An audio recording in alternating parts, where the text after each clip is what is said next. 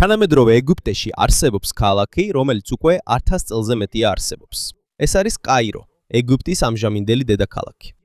მაგრამ სანამ კაირო დაარსდებოდა, ნილოსის ნაპირზე უკვე არსებობდა უფრო ძველი ქალაქი. მას ფუსტატი ეწოდება. ფუსტატი დაარსდა მე-7 საუკუნეში ჩვენ წელთაღრიცხვით, მას შემდეგ რაც ეგვიპტე არაბ მუსლიმთა მმართველობის ქვეშ მოექცა. 300 წელზე მეტი ხნის განმავლობაში ეს ადგილი იყო მმართველობის, ვაჭრობისა და ყოველდღიური ცხოვრების ცენტრი. ყველაფერი შეიცვალა 979 წელს. იმ დროს არსებობდა ძლიერი სამეფო სახელად ფატიმითა ხალიფათი. ის ჩრდილოეთ აფრიკიდან მოდიოდა და მას ისმაილი შიიტი მუსლიმები მართავდნენ. ფატიმითა მმართველმა ხალიფა ალ-მუიზმა თავისი გამორჩეული გენერალი ჯაჰვარ ალ-სიკილი ეგვიპტეში გაგზავნა, რათა დაეპყრო იგი. ჯავარი ასევე ცნობილია როგორც ჯავარი სიცილიელი, რადგან მისი წარმოშობა სიცილიის კუნძულს უკავშირდება. ამბობენ, რომ ის ადრე მონა იყო, სანამ ისმაილი გახდებოდა. ფატიმითა ხალიფათის მაღალი რანგის სამხედრო სარდალმა ეგვიპტე თავისი არმიის ხელში ჩაიგდო დიდი ბრძოლის გარეშე. თუმცა ფატიმიდებს არ სურდათ, რომ თავიანთი ახალი ტერიტორია ფუსტატიდან ემართათ. ის ქალაქი ადრე მუსლიმი მმართველების მიერ იყო აშენებული, ამიტომ მათ გადაწყვიტეს საკუთარი დედაქალაქის აშენება. ჯახვარმა ფუსტატის ჩრდილო-აღმოსავლეთით დიდი მიწის ნაკვეთი აირჩია. აქ დაიწყო მან ახალი ქალაქის აშენება 979 წელს. ეს ქალაქი გახდებოდა კაირო. სახელწოდება კაირო მომდინარეობს არაბული სიტყვიდან ალ-კაჰირა, რაც ნიშნავს გამარჯვებულს. იმის გამო, რომ მათ სწრაფად დაიპყრეს ეგვიპტე, თავდაპირველად ეს არ იყო ქალაქი ჩვეულებრივი მოქალაქეებისთვის, ეს იყო დიდი და გალავნით შემოსაზღვრული სამეფო ქალაქი. მის შიგნით აშენდებოდა ხალიფის სასახლეები, მთავრობის ოფისები, მაღალი თანამდებობის პირების საცხოვრებლები და ჯარისკაცების ბანაკები. ამ დროს ფუსტატში რჩებოდნენ უმეტესად ვაჭრები, მუშები და ჩვეულებრივი ოჯახები. ეს ნიშნავს, რომ ორი ქალაქი ახლოს იყო ერთმანეთთან, მაგრამ განსხვავებული დანიშნულება ჰქონდათ. ფუსტატი იყო ვაჭრობისა და ყოველდღიური ცხოვრების ცენტრი. ახალი კაირო კი ფატიმიდების ძალაუფლების ცენტრი იყო. ქალაქი დაარსდა როგორც ფატიმითა ხალიფათის ახალი დედაქალაქი და როგორც მათი გამარჯვების სიმბოლო ეგვიპტეში. კაიროს მშენებლობის დაცდაბიდან 1 წლის შემდეგ ჯახვარმა დიდი მეჩეთის აშენება დაიწყო. ეს არის ალ-აზჰარის მეჩეთი. ალ-აზჰარი თავდაპირველად გამოიყენებოდა როგორც სალოცავი ადგილი და როგორც ფატიმიდების ისმაილიტური შიიტური რწმენის გავრცელების ცენტრი. თუმცა მალე ის ასევე გახდა სასწავლებელი ადგილი. საულები ჩამოდიოდნენ, რათა რელიგიას სამართალი, არაბული ენა და სხვა საგნები ესწავლებინათ. სტუდენტები კი ისლამური სამყაროს სხვადასხვა კუთხიდან მოდიოდნენ, რომ მოესმინათ და ესწავლათ. დროთა განმავლობაში ალ-აზჰარი გაფართოვდა და გახდა ერთ-ერთი უძველესი და ყველაზე ცნობილი ისლამური განათლების ცენტრი მსოფლიოში. მიუხედავად იმისა, რომ ეგვიპტეში მმართველები იცვლებოდნენ, ალ-აზჰარი სულად არ გაუქმებულა. როდესაც ფატიმიდები სუნიტმა მუსლიმმა მმართველებმა ჩაანაცვლეს, ისიც სუნიტურ ინსტიტუტად გადაიქცა. სწავლება გაგრძელდა მიუხედავად იმისა, რომ კაირო ომებს გადიოდა მთავრობის ცვლილებებისა და უცხოური ოკუპაციის მიუხედავად. დღემდე ალ-აზჰარი მნიშვნელოვან მეჩეთად და უნივერსიტეტად რჩება. კაიროს ზრდასთან ერთად მისი დაცვაც აუცილებელი გახდა. ის ძლიერი კედლებითა და დიდი კარიბჭეებით იყო გარშემორტყმული. თუმცა მნიშვნელოვანი აღინიშნოს, რომ ცნობილი კარიბჭეები, რომლებიც დღეს დგას, აშენდა ან ხელახლა აღდგა ქალაქის დაარსებიდან 100 წელზე მეტი ხნის შემდეგ. მათ შორისაა ბაბ ალ-ფუთუ, ანუ დაპყრობის კარიბჭე, ბაბ ალ-ნასრი, ანუ გამარჯვების კარიბჭე და ბაბ ზუაილა, ქალაქის სამხრეთ ნაწილში. ისინი აშენდა დიდი ქვის ბლოკებისგან, რათა დაირო დამხობლებისგან. დღემდე ამ კარიბჭეებს კვლავ ნახავთ ისტორიულ კაიროში. ფატიმიდების ხალიფათის ყველაზე ძლიერ პერიოდში კაირო გამდიდრდა ვაჭრობით. ეგვიპტეში გადიოდა საქონელი, რომელიც აფრიკიდან, აზიიდან მოდიოდა, ხმელთაშუა ზღვის რეგიონიდან და ახლო აღმოსავლეთიდან. ვაჭრები მოქონდათ სუნელები, ქსოვილები, ოქრო, სპილოს ძვალი, ხორბალი და სხვა მნიშვნელოვანი პროდუქტები. ასევე იყვნენ ქრისტიანები და ებრაელები, რომლებიც მუშაობდნენ როგორც ექიმები, ვაჭრები, მწერლები და მთავრობის მოხელეები. მაგრამ ქალაქში ცხოვრება ყოველთვის მშვიდი არ იყო. დიდი იყო დამოკიდებულება. ეგვიპტე ნილოსის მდინარეზე იყო დამოკიდებული. ყოველ წელს მდინარე გადმოდის ნაპირზე და რწყავს სასოფლო-სამეურნეო მიწებს. თუ ნილოსის ადიდება საკმარისია, ბევრი საკვები იკრიფება. თუ წყალი არ ყოფნის, მინდვრები შრება და საკვების წარმოება მცირდება. 11 საუკუნეში ეგვიპტემ რამდენიმე წელი განიცადა ნილოსის დაბალი ადიდება. ამასთან ერთად მთავრობაში სერიოზული პრობლემები გაჩნდა და ფატიმიდების არმიაში ჯგუფებს შორის დაპირისპირება დაიწყო, რადგან საკმარისი მოსავალი არ იყო. საკვების ფასები სწრაფად გაიზარდა, ბაზრებში მარაგი ამოიწურა, ბევრი ადამიანი შიმშილობდა და ილობდა და ავადდებოდა. არსებობს უძველესი ჩანაწერები, რომლებიც ამბობენ, რომ ზოგიერთ მოქალაქეს იძულებული გაუხდა ეჭამა ცხოველები და ყველაფერი რისით დაღეჭვაც შეეძლოც. შესაძლოა ზოგიერთი ეს ამბავი გადაჭარბებულია, მაგრამ აშკარაა, რომ შიმშილი ძალიან მძიმე იყო. იმ დროს ფატიმიდების ხალიფა იყო ალ-ალმუსტან სირბილა. სანამ ხალხი შიმშილულობდა, მისი მთავრობის სიმდიდრეც იწურებოდა. ოდა ჯარისკაცებსა და მოხელეებს შორის დაპირისპირება დაიწყო და ქუჩებში ბრძოლები გაიმართა. კაირო გადაურჩა კრიზისს, მაგრამ ამის შემდეგ ფატიმიდების ხალიფატი მნიშვნელოვნად დასუსტა. და როცა მათი ძალაუფლება იკარგებოდა, სხვა არმიები უკვე ეგვიპტეს უმიზნებდნენ. ძალები, რომლებიც მალე შეცვლიდნენ კაიროს. მე-12 საუკუნისთვის. ფატიმიდების მთავრობა ეგვიპტეში უკვე დასუსტებული იყო. ხელისუფლებაზე ბრძოლობდნენ მოხელეები, ხოლო აღმოსავლეთიდან ჯვაროსნები უახლოვდებოდნენ. ჯვაროსნები იყვნენ ქრისტიანული არმიები ევროპიდან, რომლებიც იბრძოდნენ წმინდა ადგილებისა და მნიშვნელოვანი მიწების კონტროლისთვის ახლო აღმოსავლეთში. რადგან ეგვიპტეს საფრთხე ემუქრებოდა, 1069 წელს კაიროში ჩამოვიდა სალაჰ ად-დინი, რომელიც ევროპაში უფრო ცნობილია როგორც სალადინი. სალადინი იყო ქურთი სამხედრო სარდალი, რომელიც სირიის მმართველის სამსახურში მყოფი ჯარისკაცების ოჯახიდან იყო.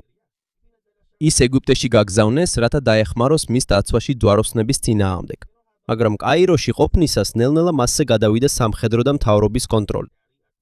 1171 წელს სალადინმა დაასრულა ფატიმითა ხალიფატი, მან შიიტური მთავრობა სუნიტური მუსლიმური მთავრობით შეცვალა და დააარსა აიუბიდების დინასტია, ოჯახი, რომელიც ეგვიპტეს ფატიმიდების შემდეგ მართავდა. ასევე ალ-აზჰარი შიიტური სწავლების ცენტრიდან სუნიტურ ისლამზე გადაიყვანეს. თუმცა მისი მნიშვნელობა როგორც სწავლების ცენტრი მაშინვე არ დაკარგულა. სალადინმა იცოდა, რომ კაიროს უფრო ძლიერი დაცვა სჭირდებოდა.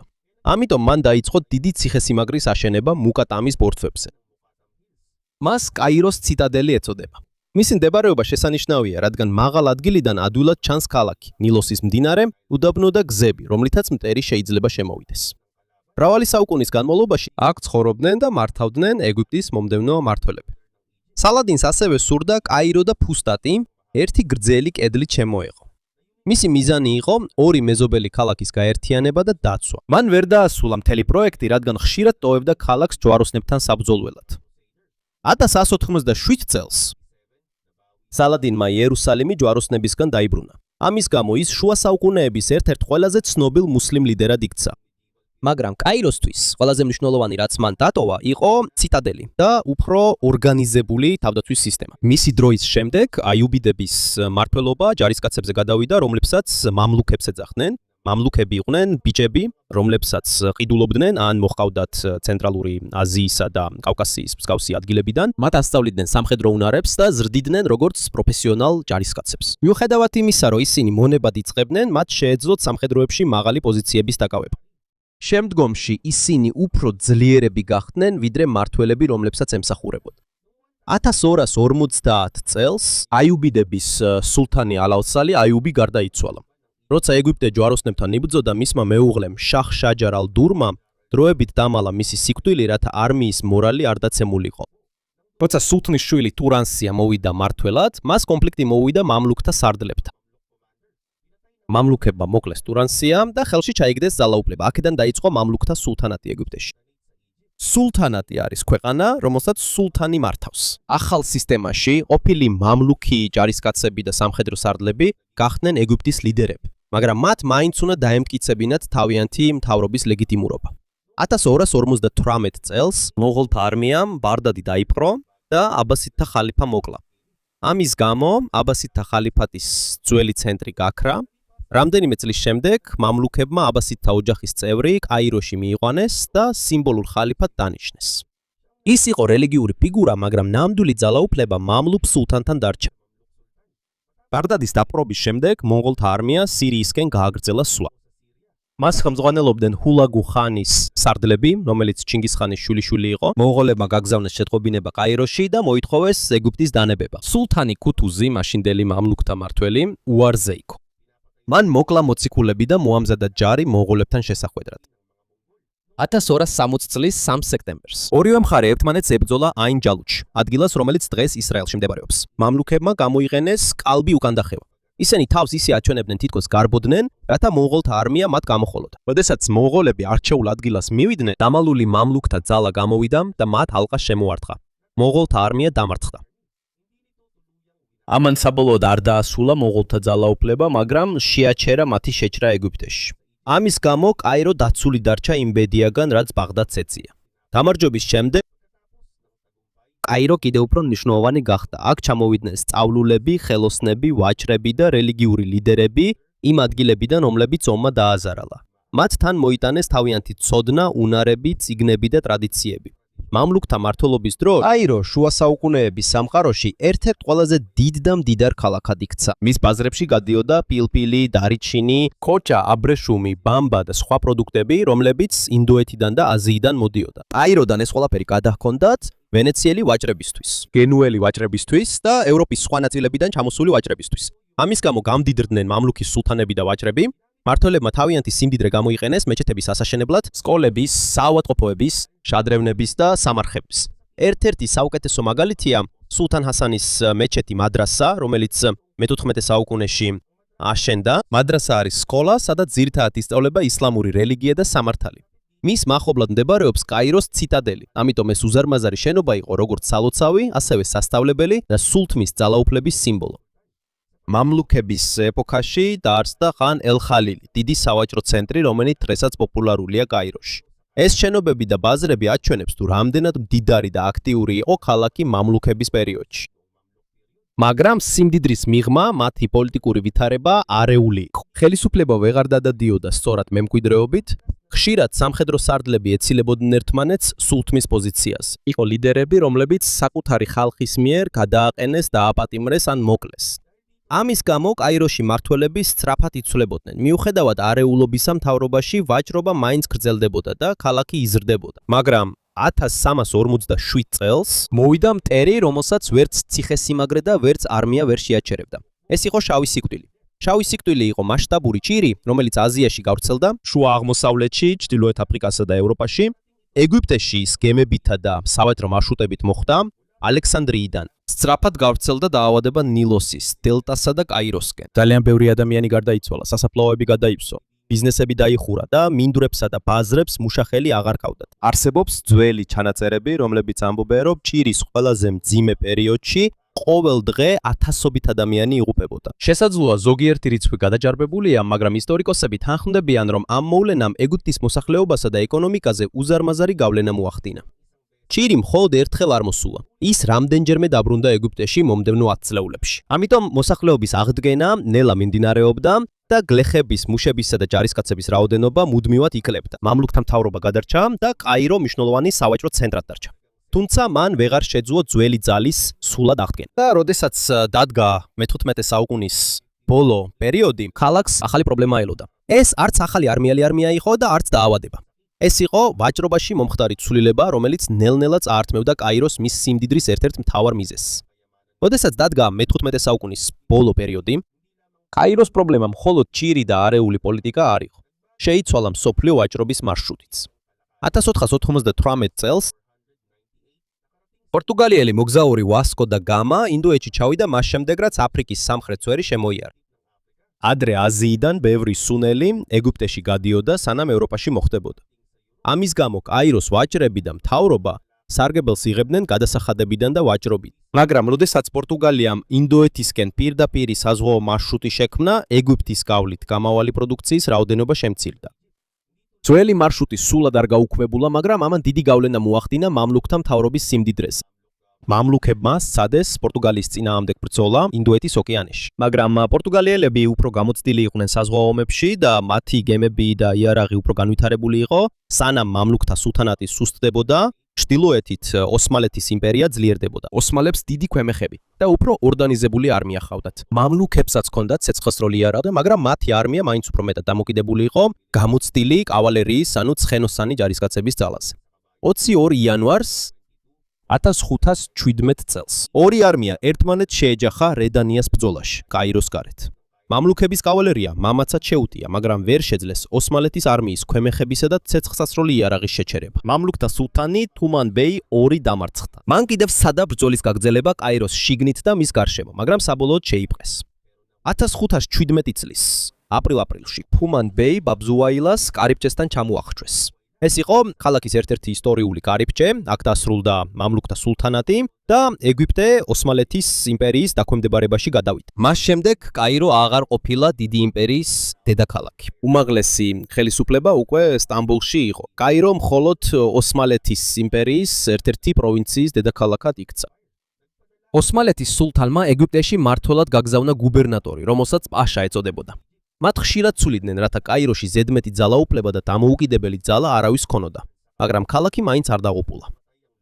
ალაზარში სწავლება გრძელდებოდა. ბაზრები და სახელოსნოები კი კვლავაც აქტიური იყო. ასევე აშენდა ახალი მეჩეთები ოსმალური დიზაინით, თუმცა შემცირდა დიდი პროექტები, რომლებიც ადრე მამლუქთა სულთნების ძალაუფლებას წარმოაჩენდა. დიდი ხნის განმავლობაში კაირომ შეინარჩუნა თავისი ძველი შენობები და ბიზნესი, მაგრამ ის აღარ იყო მზარდი სამეფოს ცენტრი. კაიროს ისტორია კვლავ შეიცვალა 1798 წელს. ეგვიპტეში ჩამოვიდა ნაპოლეონ ბონაპარტი დიდი ფრანგული არმიით. მისი მიზანი იყო ეგვიპტის კონტროლი და ბრიტანეთის დასუსტება ინდოეთისკენ მიმავალი გზის საფრთხის შექმნით. ექსპედიციაში ასევე მონაწილეობდნენ 160-ზე მეტი მეცნიერი. ინჟინრები, ხელოვანები, მათემატიკოსები და ისტორიკოსები.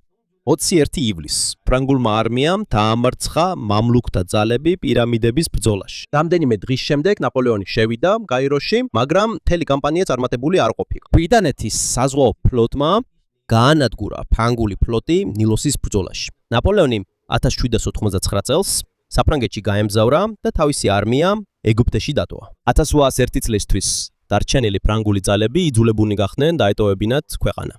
მათი ოკუპაცია მხოლოდ 3 წელი გაგრძელდა, მაგრამ მათთან ერთად მყოფმა მეცნიერებმა გაზომეს, დახატეს და აღწერეს შენობები, მცენარეები, ცხოველები, ეგვიპტის რუკები და უძველესი ძეგლები. მოგვიანებით მათი კვლევა გამოქვეყნდა დიდ კოლექციაში სახელწოდებით Description de l'Égypte. ამან ხელი შეუწყო ეგვიპტის უფრო დეტალური ისტორიის, ბუნებისა და ძეგლების გაცნობას ევროპაში. ამასთან ერთად ეგვიპტელებმა ასევე იხილეს ახალი საბეჭდი მანქანები, სამეცნიერო ინსტრუმენტები, რუკები და სამხედრო მეთოდები, რომელიც ფრანგებმა მოიტანეს. მას შემდეგ, რაც საფრანგეთი წავიდა, ოსმალეთის ოფიციალური პირები კვლავ ძალაუფლებისთვის იბრძოდნენ. მამლუქი ლიდერები და ადგილობრივი ჯგუფები. ამ არეულობის შედეგად გაძლიერდა ერთი სამხედრო ოფიცერი სახელად მუჰამედ ალი ფაშა. ის დაიბადა კავალაში, რომელიც მაშინ ოსმალეთის იმპერიის ნაწილი იყო და ახლა საბერძნეთში მდებარეობს. მისი ოჯახი ალბანური წარმოშობის იყო და იგი ეგვიპტეში გაგზავნეს ოსმალეთის სამხედრო ძალის შემადგენლობაში. 1805 წელს იგი ეგვიპტის გუბერნატორად აღიარეს, მაგრამ მიუხედავად იმისა, რომ ის გუბერნატორი იყო, მამლუქ ლიდერებს მაინც დიდი ძალაუფლება ჰქონდათ. მათ აკონტროლებდნენ ბევრ პროვინციას, ჯარსა და მიწებს. მუჰამედ ალიმ, რათა საბოლოოდ მოეშორებინა მათი საფრთხე, 1 მარტს კაიროს ციტადელზე მიიწვია მნიშვნელოვანი მამლუქი ლიდერები 1811 წელს. შეკრების მიზეზი მისი შვილისთვის გამართული ცერემონია იყო. მაგრამ როდესაც მამლუქები ციტადელიდან გასასვლელ ვიწრო გზაზე გაიარეს, კარები დაიხურა და მუჰამედ ალის ჯარისკაცებმა მათ შეუტიეს. თითქმის ყველა დამსწრე მოკლეს. ერთ დღეში მუჰამედ ალიმ კაიროში მამლუქების დარჩენილი ძალაუფლების დიდ ნაწილს ბოლო მოუხო. ამის შემდეგ მან ეგვიპტეში მასშტაბური რეფორმები დაიწყო. მან შექმნა ახალი არმია, რომელიც თანამედროვე წვრთნასა და იარაღს იყენებდა. მან ააშენა ქარხნები გენცაშენი, იარაღის სახელოსნო, სარწყავი არხი და ბამბის ქარხანა. მან ასევე გაგზავნა ეგვიპტელი სტუდენტები საფრანგეთში და ევროპის სხვა ნაწილებში მედიცინის სასწავლებლად. ინჟინერი, სამხედრო მეცნიერება და ენები. მან დააარსა სკოლები და ჩამოიტანა საბეჭდი მანქანა, რათა მეტი ციგნი და ცოდნა გამოქვეყნებულიყო არაბულ ენაზე. მისი პროგრამებით ყველა თანაბრად ვერ სარგებლობდა. ძიმე იყო გადასახადები და იძულებითი შრომა ბევრი გლეხისთვის, მაგრამ მისმა რეფორმებმა შეცვალა კაირო და მთელი ეგვიპტე. ოსმალეთის იმპერიის მხოლოდ ერთ პროვინციად ყოფნიდან ეგვიპტემ დაიწყო მოქმედება როგორც დამოუკიდებელმა და უფრო თანამედროვე ეგვიპტემ. ოსმალეთის იმპერიის მხოლოდ ერთ პროვინციად ყოფნიდან ეგვიპტემ დაიწყო მოქმედება როგორც დამოუკიდებელმა და უფრო ციცოცხლისუნარიანმა ქვეყანამ. და მომდევნო წლებში კაიროს სახე სწრაფად შეიცვლება. ვიწრო შუა საუკუნეების ქუჩებიდან უფრო ფართო გზები, ახალი სკოლები, ქარხნები და სამთავრობო შენობები.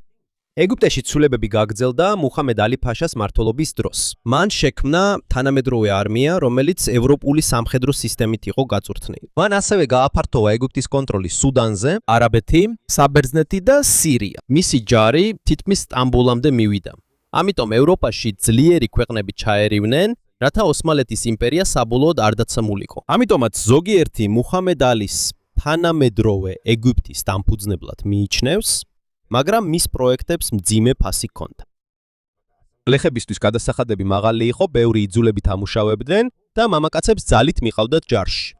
ამიტომ სხვებისთვის ის ასევე იყო სასტიკი მმართველი, რომელმაც ჩვეულებრივი მოქალაქეები გამოიყენა თავისი მთავრობის გასაძლიერებლად. ყველაზე ცნობილი შენობა, რომელიც მან კაიროში დატოვა, არის მუჰამედ ალის მეჩეთი. ის აშენდა ციტადელის ყველაზე მაღალ ნაწილში და დღემდე ერთ-ერთი ყველაზე ადვილად შესამჩნევი შენობაა ქალაქის პანორამაში. მისი მმართველობის შემდეგ მისმა ოჯახმა გააგრძელა ცვლილებები კაიროში. მისი შვილიშვილი ხედივ ისმაილი ოცნებობდა, რომ ქალაქი პარის დამსგავსებოდა. მან გააშენა ფართო ქუჩები, სასტუმროები, პარკები, სასახლეები, ოპერის თეატრი და ახალი უბნები ძველი კაიროს დასავლეთ ნაწილში. ასევე შეიქმნა უფრო მოწესრიგებული წყალუმარაგების სისტემა, გაზის განათება და ტელეგრაფის ხაზები. მისი მმართველობის პერიოდში ყველაზე დიდი პროექტი იყო სუეცის არხი, რომელიც 1869 წელს გაიხსნა. მან პირდაპირ დააკავშირა ხმელთაშუა ზღვა და წითელი ზღვა. ამიტომ გემებს აღარ უწევდათ მთელი აფრიკის შემოვლა, როდესაც ევროპასა და აზიას შორის მზავრობდნენ, არხმა შეცვალა მსოფლიო ვაჭრობა. მაგრამ ისმაილის მთავრობამ ზედმეტად ბევრი დახარჯა და ვალები აიღო. როდესაც ეგვიპტეს ბამბიდან შემოსავალი შეუმცირდა, ეგვიპტეს აღარ შეეძლო ევროპული ბანკების დიდი ვალების გადახდა. მოგვიანებით ეგვიპტე მიძულებული გახდა გაეყიდა თავისი წილი სუეცის არხის კომპანიაში ბრიტანეთს. საბოლოოდ ბრიტანეთი და საფრანგეთი ჩაერივნენ ქვეყნის ფინანსებში, ხოლო ისმაილის ოჯახმა ეგვიპტელებზე მეტი გადასახადი დააწესა, რათა უცხოელებისთვის ვალები გადაეხადათ. ამის გამო გაიზარდა უკმაყოფილება უცხოური კონტროლის მიმართ. პოლკოვნიკი აჰმედ ურაბი ხელმძღვანელობდა მოძრაობას, რომელსაც მხარს უჭერდნენ ჯარისკაცები, გლეხები, ვაჭრები და ინტელექტუალები. მათი მოთხოვნა მარტივი იყო. ეგვიპტე უნდა იმართებოდეს ეგვიპტელების მიერ. მაგრამ 1882 წელს ბრიტანეთის სამხედრო ძალები მოვიდნენ. ურაბის ძალები დამარცხდნენ და ბრიტანეთმა ეგვიპტე დაიპყრო. ბრიტანეთმა განაცხადა, რომ მათი ყოფნა დროებითი იქნებოდა, მაგრამ მათი კონტროლი გაგრძელდა მრავალი ათწლეულის განმავლობაში. ბრიტანული ოკუპაციის პირობებში რამდენიმე სარწავის სისტემა მოწესრიგდა. რკინიგზა და ეგვიპტის ფინანსები, მაგრამ ნამდვილი ძალაუფლება ბრიტანელ ოფიციალურ პირებს ხელში ჰქონდათ. და მხოლოდ ძალიან ცოტა ეგვიპტელს ეძლეოდა მაღალი თანამდებობა მთავრობაში. აშკარად ჩანდა განსხვავება კაიროს შიგნითაც. დასავლეთით იყო ფართო გზები, ტრამვაი, სასტუმროები, უცხოური ბანკები და თანამედროვე შენობები. აღმოსავლეთით კი მდებარეობდა ძველი კაირო, სადაც ბევრი ჩვეულებრივი მუშა ცხოვრობდა. ისინი ცხოვრობდნენ ვიწრო ქუჩებში და იხდიდნენ გადასახადების დიდ ნაწილს. გაბრაზება კიდევ უფრო გამძაფრდა პირველი მსოფლიო ომის დროს. ეგვიპტე ბრიტანეთის პროტექტორატად იქცა, ბევრი ეგვიპტელი იძულებით წაიყვანეს ბრიტანეთის საომარი ძალისხმევისთვის სამუშაოდ. საჭირო სამხედრო საკვები, ცხოველები და ტრანსპორტიც დაიხს. ომის შემდეგ ვაბდის პარტია მოითხოვა ეგვიპტეს მიეცა უფლება მონაწილეობა მიეღო პარიზის სამშვიდობო კონფერენციაში და ებრძოლა თავისი დამოუკიდებლობისთვის. ჯგუფს ხელმძღვანელობდა საად ზაგლული, ცნობილი ეგვიპტელი ნაციონალისტი, მაგრამ მის მოსმენას რო არაპირებდნენ, ბრიტანეთმა იგი დააპატიმრა და გადაასახლა. ამის გამო დაიწყო 1919 წლის რევოლუცია. მუშებმა გაიფიცეს, სტუდენტები მარშით გამოვიდნენ, ხოლო მოქალაქეებმა კაიროში და ეგვიპტის სხვა ნაწილებში პროტესტი გამართეს. ქალებიც შეუერთდნენ მასობრივ საპროტესტო აქციებს, მიუხედავად იმისა, რომ იმ დროს იშვიათად აძლევდნენ მათ პოლიტიკურ როლს, მუსლიმები და ქრისტიანები ერთად გვერდიგვერდ მარშით მიდიოდნენ. მათ გამოიყენეს ნახევარმთვარე და ჯვარი, როგორც სიმბოლო მათი ერთობისა უცხოელი ოკუპანტების წინააღმდეგ. გაგრძელებული ბრძოლის შედეგად ბრიტანეთმა ეგვიპტე დამოუკიდებელ სამეფოდ აღიარა 1922 წელს. მაგრამ ეს ჯერ კიდევ სულ თავისუფლება არ იყო. ბრიტანული ჯარები დარჩნენ, განსაკუთრებით სუეცის არხთან ახლოს. ბრიტანეთი კვლავ ერეოდა ეგვიპტის საგარეო საქმეებსა და უსაფრთხოებაში. შემდეგ წლებში კაირო სწრაფად გაიზარდა, პროვინციებიდან უფრო მეტი ადამიანი გადავიდა ქალაქში, გაიზარდა მუშათა კლასის რაიონები ხოლო ქალაქი არაბული მუსიკის ცენტრად იქცა. კინემატოგრაფიის, ჟურნალისტიკისა და ლიტერატურის. აქ გაითქვა სახელი ქულთუმმა, რომელიც არაბული მუსიკის ისტორიაში ერთ-ერთ უდიდეს მომღერლად იქცა. აქვე დაწერა ნაგიბ მაჰფუზმა თავისი მრავალი რომანი, რომლებიც კაიროს ძველი ქუჩების ცხოვრებას ეხება. შემდეგში ის გახდა პირველი არაბი მწერალი, რომელმაც ნობელის პრემია მიიღო ლიტერატურაში. მაგრამ ქალაქის კულტურის განვითარებასთან ერთად პრობლემებიც მძაფრდება. პოლიტიკაში ბევრი ეგვიპტელი გაბრაზებულია კორუფციაზე, სიღარიბეზე, ბრიტანეთის კონტროლზე და მდიდრებსა და ღარიბებს შორის დიდ სხვაობაზე. მთავრობისადმი ნდობა კიდევ უფრო დასუსტა მას შემდეგ, რაც ეგვიპტე დამარცხდა არაბულ-ისრაელის ომში 1948 წელს. ბევრმა ჯარისკაცმა დაადანაშაულა სუსტი და კორუმპირებული მმართველობა მეფე ფარუქის, რომელიც მაშინ ეგვიპტის მეფე იყო. ივლისის 22-ის ღამიდან 23-ის გამთენიამდე. 1952 წელს იმოქმედა ჯგუფმა, რომელსაც თავისუფალი ოფიცრები ეწოდებოდა. ეს იყო ახალგაზრდა სამხედრო ოფიცრების ჯგუფი, რომელშიც შედიოდნენ მოჰამედ ნაგიბი და გამალ აბდელ ნასერი. მათ კონტროლი დაამყარეს კაიროს მნიშვნელოვან ადგილებზე, მათ შორის სამხედრო შტაბ-ბინა, კომუნიკაციის ცენტრი და რადიოსადგური. რადიოს მეშვეობით მათ გამოაცხადეს, რომ ხელისუფლება უკვე ჩაიგდეს ხელში. მეფე ფარუკი იძულებული გახდა ტახტიდან გადამდგარიყო და ეგვიპტე ალექსანდრიიდან გემით დაეტოვებინა.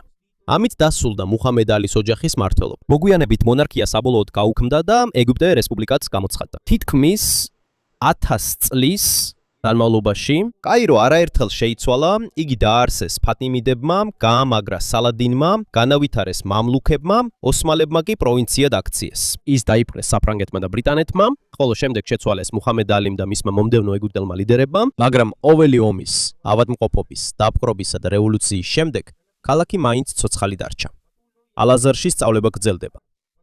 ვაჭრობა ძველ ბაზრებში გრძელდება და ხალხი კვლავ იყენებს იმ ქუჩებს, სადაც საუკუნეების წინ სამხედროები, სწავლები, ვაჭრები და მომიტინგეები დადიოდნენ.